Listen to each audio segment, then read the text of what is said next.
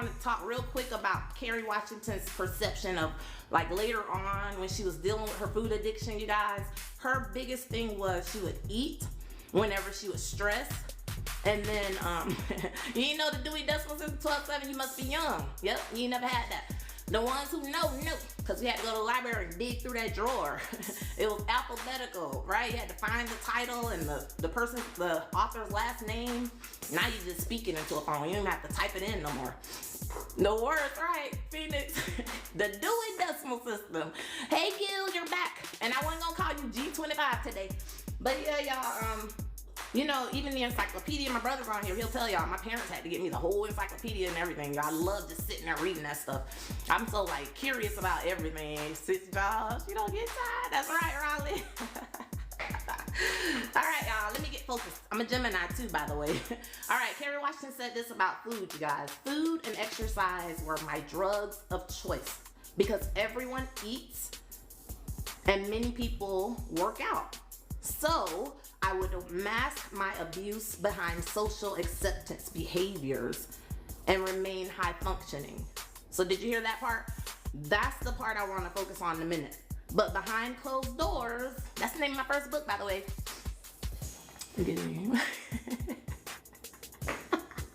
Y'all see what my brother said? That's my career. Yes, Bernard. Listen, though, let me stay focused. I know I'm a Gemini, but behind closed doors, the behavior was extreme and the obsession was debilitating.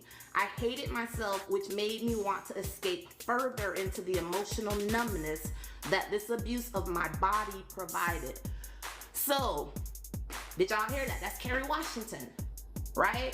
A celebrity who's living life, doing her thing, but for years struggled with an eating addiction and an exercise addiction because of the world she was living in, but also other things from her childhood, right? So stuff that she hadn't dealt with at all.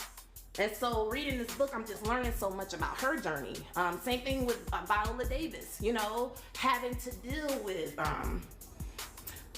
a lot of the expectations out there that are unrealistic. And so I think when it comes to food addictions, and stuff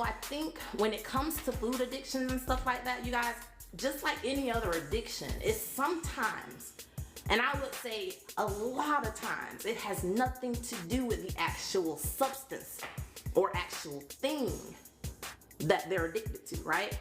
My alcohol addiction had very, very little to do with the actual alcohol, right? It had everything to do with all my gunk. Like my brother and I were talking about the other day, gunk. You making your coffee, G? I have something with you, Gil. I'm still trying to call you G25. I think your nickname just gonna be G. My brain, y'all. It's like locked in. Right, Raleigh, though? I think it's so important, y'all, that, like I said, with any addiction, y'all, it's that impulsivity, but it's being fueled by something. What is it, right? And so reading her book, I'm learning about, like, where it stemmed from, you know, and how over time it started to slowly increase, right? And that's what I tell y'all, we gotta be on alert. Remember I just talked about that defensive driving on the road, always looking. In life, we gotta be on alert. And the sad part is, though, y'all, I was talking to God this morning. I be saying like I was on the phone with him, right? Me and God was talking this morning.